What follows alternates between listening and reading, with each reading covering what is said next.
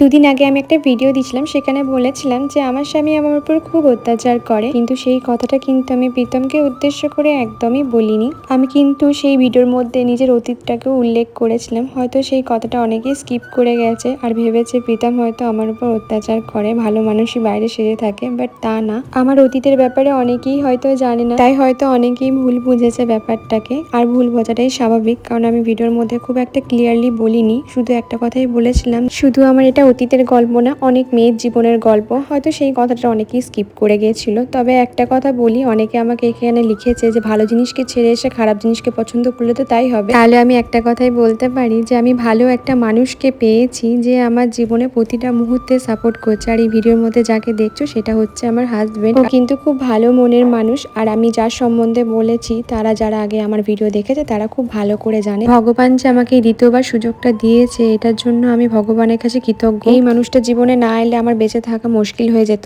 আসলে যে যাকে নিয়ে সংসার করে সেই ভালো করে বোঝে সে মানুষ ছিল না অমানুষ ছিল। বাকিরা তো একটা মেয়ের চরিত্র, দোষ, গুণ বিচার করতেই ব্যস্ত হয়ে পড়ে।